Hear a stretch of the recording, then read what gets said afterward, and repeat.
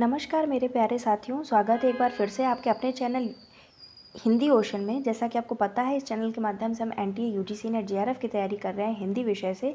यदि आप इस चैनल पर नए हैं तो इस चैनल को सब्सक्राइब करें और वीडियो अच्छा लगे तो लाइक एंड शेयर जरूर कीजिए। जैसा कि आपने थंबनेल में देखा कि आज हम आचार्य रामचंद्र शुक्ल के महत्वपूर्ण कथन के बारे में चर्चा करेंगे, जो आपके एग्जाम पॉइंट ऑफ व्यू से बहुत इंपॉर्टेंट है। और आपके ये जो कथन वाले प्रश्न है, ये ज़्यादातर आपके जो रामचंद्र शुक्ल की जो बुक है हिंदी साहित्य का इतिहास, उससे बहुत ही ज़्यादा क्वेश्चन आपसे पूछे जाते हैं। तो चलिए आज हम उनके कुछ महत्वपूर्ण जो उनके कथन कहे गए हैं उनके बारे में चर्चा करेंगे।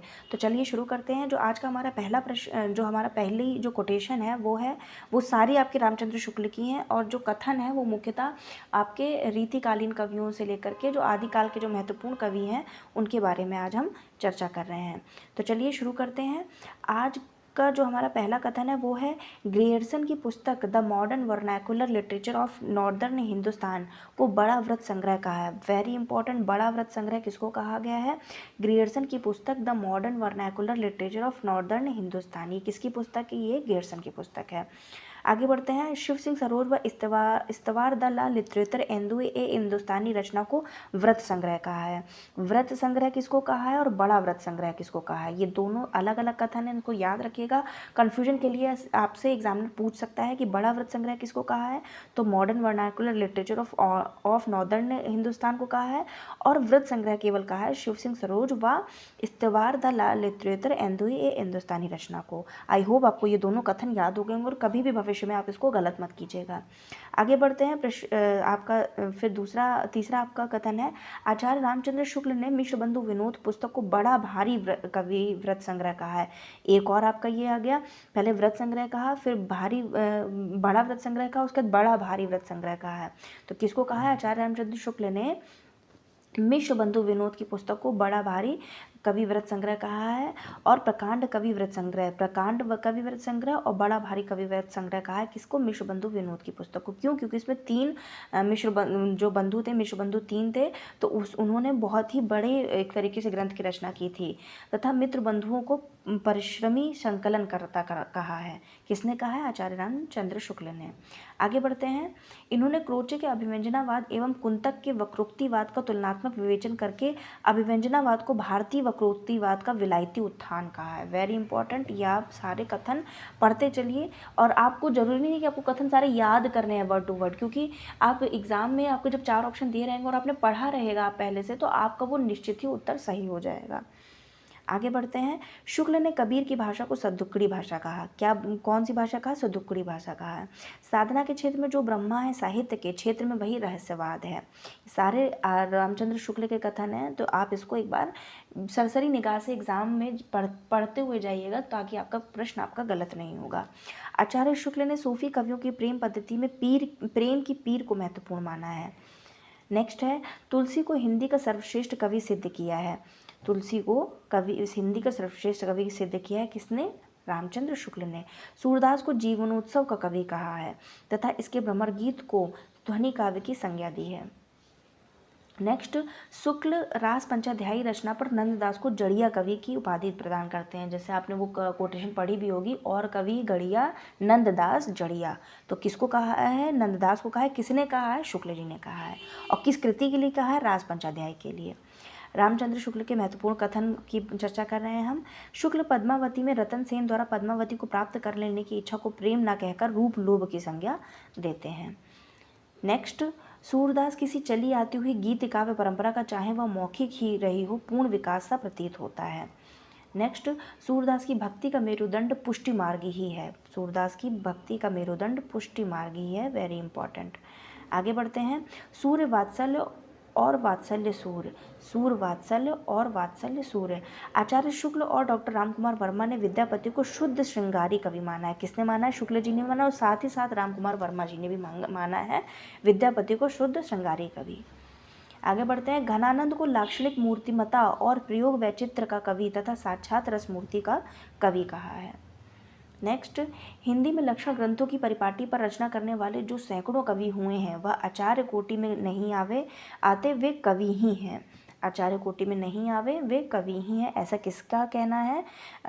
शुक्ल जी का कहना। और किसके लिए कहना है? जो लक्षण ग्रंथ लिखते थे रीतिकाल में।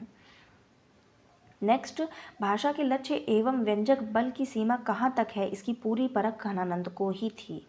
नेक्स्ट, बिहारी के बारे में कहा है, इनके दोहे क्या हैं, रस के छोटे छोटे छींटे हैं। किसका कथन है? शुक्ल जी का कथन है, बहुत ही इंपॉर्टेंट कथन है।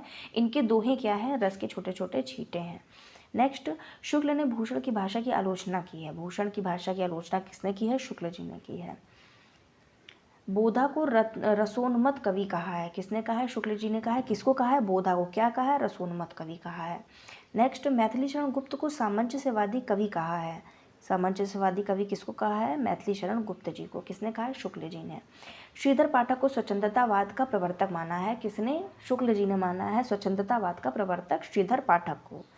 नेक्स्ट, बोधा को रसोन्मत्त कवि कहा जाता है। मैथिली शरण, ये हम लोगों ने पढ़ लिया है। सदासुख लाल नियाज़ को हिंदी गद्य का प्रवर्तक माना है। सदासुख लाल नियाज़ को हिंदी गद्य का प्रवर्तक माना है। किसने? शुक्ल जी ने। आचार्य शुक्ल ने छायावाद को मधुचर्या कहा है। क्या कहा है? मधुचर्या। किसको? छायावाद को। आचार्य शुक्ल ने छायावाद को अभिव्यंजनावाद का विलायती संस्करण माना है। अभिव्यंजनावाद का विलायती संस्करण माना है। किसको? छायावाद को। ऐसी धारणा किसकी है? शुक्ल जी की है। नेक्स्ट, पंत को छायावाद का प्रतिनिधि व प्रथम कवि माना है। यदि प्रबंध काव्य एक विस्तृत वनस्थली है तो मुक्तक एक चुना हुआ गुलदस्ता है। वेरी इंपॉर्टेंट, ये आपके एग्जाम में आ भी चुका है। आप अगर PYQ देखेंगे, यदि प्रबंध काव्य एक विस्तृत वनस्थली है तो मुक्तक एक चुना हुआ गुलदस्ता।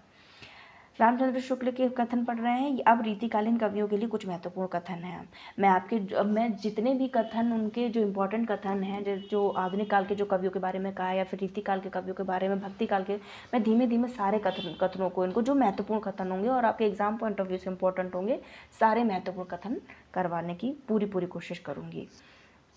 इनकी भाषा ललित और सानुप्रास होती है। किसकी? चिंतामणि त्रिपाठी की। ये भी आपसे पूछा जा सकता है, किसके लिए कहा है? चिंतामणि त्रिपाठी के लिए कहा है। इनकी भाषा ललित और सानुप्रास होती है। नेक्स्ट, भाषा चलती होने पर भी अनुप्रास युक्त होती थी। किसके लिए? बेनी के लिए। इस ग्रंथ को इन्होंने वास्तव में आचार्य के रूप में लिखा है, कवि के रूप में नहीं। किसके लिए कहा है? भाषा भूषण ग्रंथ के लिए कहा है, और महाराज जसवंत सिंह का ये ग्रंथ है भाषा भूषण। नेक्स्ट, इसका एक एक दोहा हिंदी साहित्य में एक एक रत्न माना जाता है। किसके लिए कहा है? बिहारी सतसई के लिए। इनमें से रस के ऐसे छींटे पड़ते हैं जिनमें हृदय कलिका थोड़ी देर के लिए खिल उठती है। बिहारी सतसई के लिए। यदि प्रबंध काव्य एक विस्तृत वनस्थली है तो मुक्तक एक चुना हुआ गुलदस्ता है। किसके लिए बोला है? ये बिहारी सतसई के लिए बोला है। हो सकता है इस बार यही क्वेश्चन बन जाए, किसके लिए, किस रचना के लिए बोला है या फिर किस कवि के लिए बोला है? तो बिहारी के लिए। जिस कवि में कल्पना की समाहार शक्ति के साथ भाषा की समाहार शक्ति जितनी अधिक होगी उतनी ही वह मुक्तक की रचना में सफल होगा। बिहारी के लिए। बिहारी की भाषा चलती होने पर भी साहित्यिक है। इंपॉर्टेंट है, बिहारी के लिए कहा है क्योंकि इसमें नाम भी बिहारी ही आ गया है पहले। कविता उनकी श्रृंगारी है पर प्रेम की उच्च भूमि पर नहीं पहुंचती, नीचे ही रह जाती है। किसके लिए? बिहारी के लिए। भाषा इनकी बड़ी स्वाभाविक, चलती और व्यंजनापूर्ण होती है। मंडन के लिए कहा है। इनका सच्चा कवि हृदय था। किसके लिए? मतीराम के लिए कहा है। इनका सच्चा कवि हृदय था। नेक्स्ट, रीतिकाल के प्रतिनिधि कवियों में पद्माकर को छोड़ और किसी कवि में मतीराम की सी चलती भाषा और सरल व्यंजना नहीं मिलती। मतीराम के लिए बोला है। नेक्स्ट, उनके प्रति भक्ति और सम्मान की प्रतिष्ठा हिंदू जनता के हृदय में उस समय भी थी और आगे भी बराबर बनी रही या बढ़ती गई। भूषण के लिए। नेक्स्ट, भूषण के वीर रस के उद्गार सारी जनता के लिए हृदय की संपत्ति हुए। भूषण के लिए। जिसकी रचना को जनता का हृदय स्वीकार करेगा उस कवि की कीर्ति तब तक बराबर बनी रहेगी जब तक स्वीकृति बनी रहेगी। भूषण के लिए। नेक्स्ट, शिवाजी और छत्रसाल की वीरता का वर्णनों को कोई कवियों की झूठी खुशामद नहीं कह सकता। ये भूषण के लिए कहा है। वे हिंदू जाति के प्रतिनिधि कवि हैं। किसके लिए कहा है? भूषण के लिए। वे हिंदू जाति के प्रतिनिधि कवि हैं। कौन? भूषण के लिए बोला है। छंद शास्त्र पर इनका सा विशद निरूपण और किसी कवि ने नहीं किया है। सुखदेव मिश्र के लिए बोला है ये। छंद शास्त्र पर इनका सा विशद निरूपण और किसी कवि ने नहीं किया है। नेक्स्ट, ये आचार्य और कवि दोनों रूपों में हमारे सामने आते हैं। देव के लिए कहा है। कवि शक्ति और मौलिकता देव में खूब थी पर उनमें सम्यक स्फूर्ण में उनकी रुचि विशेष प्रायः बाधक हुई। देव के लिए कहा है। नेक्स्ट, रीतिकाल के कवियों में बड़े ही प्रगल्भ और प्रतिभा संपन्न कवि थे, इसमें संदेह नहीं है। ये किसके लिए बोला है? देव के लिए बोला है। श्रीपति ने काव्य के सब अंगों का निरूपण विशद रीति से किया है। नेक्स्ट, इनकी रचना कला पक्ष और में संयत और भाव पक्ष में रंजन कारिणी है। किसके लिए? भिखारी दास के लिए। वेरी इंपॉर्टेंट, इनकी रचना कला पक्ष में संयत और भाव पक्ष में रंजन कारिणी है, भिखारी दास के लिए।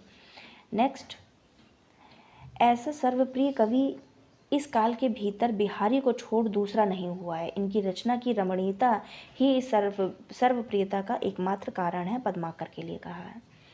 नेक्स्ट, रीतिकाल की सनक इनमें इतनी अधिक थी कि इन्हें यमुना लहरी नामक देव स्तुति में भी नवरस और षट ऋतु सुनाई पड़ी है, ग्वाल कवि के लिए कहा है इसके। नेक्स्ट, षड ऋतुओं का वर्णन इन्होंने विस्तृत किया है, पर वहीं श्रृंगारी उद्दीपन के ढंग का, ग्वाल कवि के लिए। ग्वाल कवि के देशाटन अच्छा किया था और उन्हें भिन्न भिन्न प्रांतों की बोलियों का अच्छा ज्ञान हो गया था। नेक्स्ट, भाषा योग वशिष्ठ को परिमार्जित गद्य की प्रथम पुस्तक और राम प्रसाद निरंजनी को प्रथम प्रौढ़ गद्य लेखक मान सकते हैं। ये किसने कहा है? शुक्ल जी ने कहा है। किसके लिए कहा है? राम प्रसाद निरंजनी की जो पुस्तक थी भाषा योग विशिष्ट को परिमार्जित गद्य की प्रथम पुस्तक माना है। नेक्स्ट, जिस प्रकार वे अपनी अरबी फारसी मिली हिंदी को ही उर्दू कहते थे, उसी प्रकार संस्कृत मिली हिंदी को भाखा, इंशाअल्लाह खां के लिए कहा है। नेक्स्ट, अब ये रीतिकालीन कवियों का ही चल रहा है। अभी हिंदी में कविता हुई कहाँ? सूर, तुलसी, बिहारी आदि ने जिसमें कविता की है वह तो भाखा है, हिंदी नहीं। बाबू अयोध्या प्रसाद खत्री का कथन है। ये कथन किसका है? अयोध्या प्रसाद खत्री का है, लेकिन उन्होंने अपनी पुस्तक में शामिल किया है शुक्ल जी ने, इसलिए ये कथन यहाँ पे उद्धृत हुआ है। नेक्स्ट, आरंभिक काल के चारों लेखकों में इंशा की भाषा सबसे चटकीली, मटकीली, मुहावरेदार और चलती है। ये किसका कहना है? शुक्ल का कहना है। किसके लिए कहा है ये? इंशाअल्लाह खां के लिए।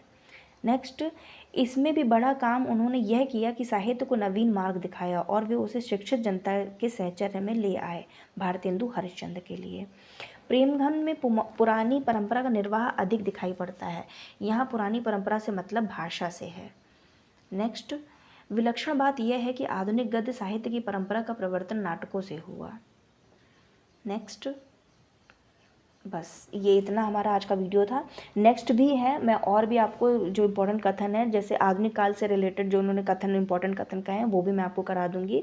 धीमे धीमे हम अपनी तैयारी को बहुत ही आगे उच्च स्तर तक लेकर जा रहे हैं और आप देखेंगे कि आपने जब शुरुआत की थी और आप अभी तक देखेंगे तो आपको प्रश्न सरल लगने लगे होंगे। क्यों? क्योंकि आप लगातार पढ़ाई कर रहे हैं। तो ये प्रश्न सरल नहीं हुए हैं, बल्कि आपका जो पढ़ने का जो तरीका है और जो आप पढ़ चुके हैं इतना, तो उससे आपको प्रश्न आसान लगने लगे हैं। तो यही आपका एग्जाम में होगा। जितना आप मॉक टेस्ट, जितना आप अभ्यास प्रश्न करेंगे, उतना ही आपकी तैयारी में एक जान आती जाएगी।